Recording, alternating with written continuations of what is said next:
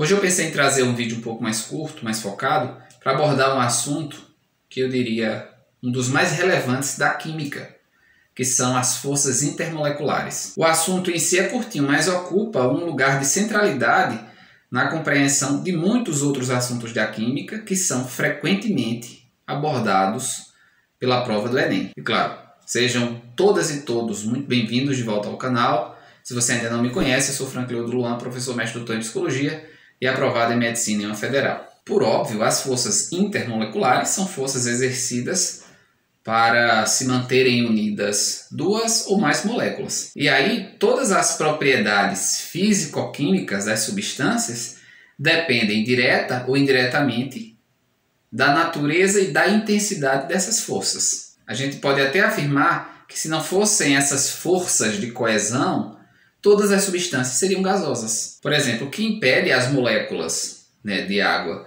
se difundirem instantaneamente de um copo para o meio ambiente? O que explica uma lagartixa se manter colada na parede? Se não fossem essas forças intermoleculares coesivas, todas as substâncias químicas, repito, seriam gasosas e a gente não observaria esse fenômeno de rãs, víboras, enfim, lagartixas presas ou coladas na parede.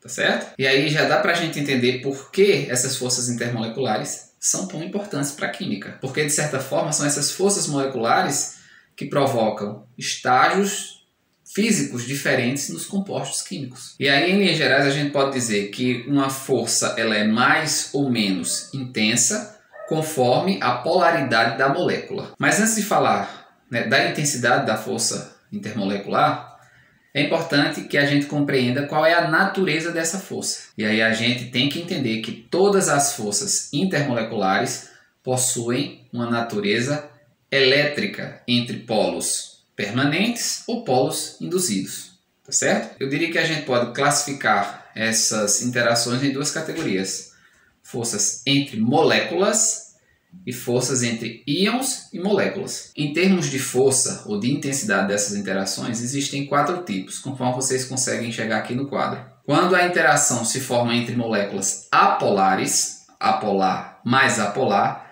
a gente vai ter a força do tipo dipolo induzido, também conhecida como dipolo instantâneo ou força de London. Quando a interação se dá entre moléculas polares, a gente tem 2 tipos. Se nessa interação a gente encontrar um hidrogênio ligado diretamente ao fluo, oxigênio ou nitrogênio, a gente vai dizer que se trata de uma ligação de hidrogênio, que era chamada de ponto de hidrogênio. Se nessa interação molécula polar, não houver esse arranjo, H ligado a FON, fluo, oxigênio e nitrogênio, a gente diz que é uma interação do tipo dipolo-dipolo ou dipolo-permanente. Tudo bem? E quando a interação se dá entre um íon e uma molécula polar, a gente diz que se trata de uma ligação íon-dipolo, um nome altamente sugestivo. Tá certo? Então, para recapitular, interação entre moléculas apolares, dipolo induzido ou forças de London, entre moléculas polares, mas sem o arranjo de hidrogênio ligado a fluo, oxigênio e nitrogênio, a gente tem dipolo induzido.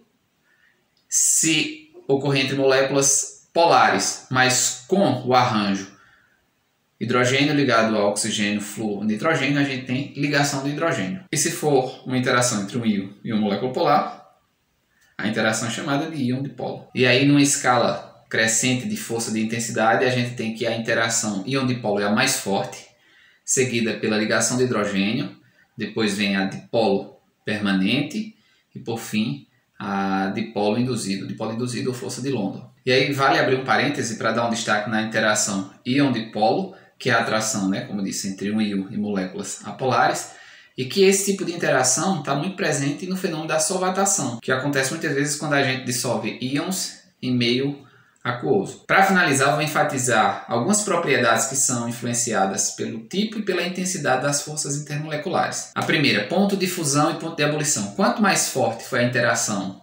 intermolecular, mais altos serão esses pontos, ou seja, mais difícil será de quebrar, digamos assim.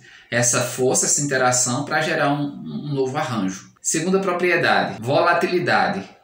Quanto mais intensa a interação entre as moléculas, menos volátil será uma determinada substância. Entende? Ou seja, substâncias mais voláteis apresentam interações intermoleculares mais fracas. Terceira propriedade, capilaridade. Quanto mais forte a interação intermolecular, maior a capilaridade, que é a capacidade de determinados fluidos subir ou descer por tubos muito finos. E a quarta propriedade, que é influenciada pelas forças intermoleculares, é a viscosidade, que se refere à resistência ao escoamento ou à fluidez. Essa viscosidade vai depender, sim, do tipo de interação intermolecular, do tamanho das moléculas e da temperatura da substância. É tanto que o óleo frio ele é mais viscoso do que o óleo quente.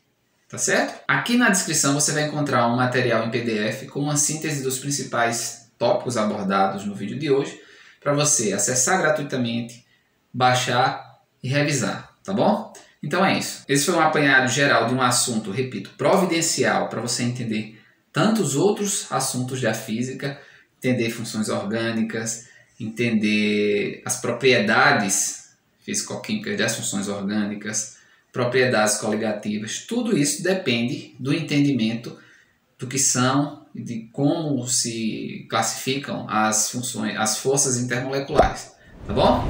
Se gostaram do vídeo, curte, comenta, inscreva-se no canal, que isso me ajuda demais.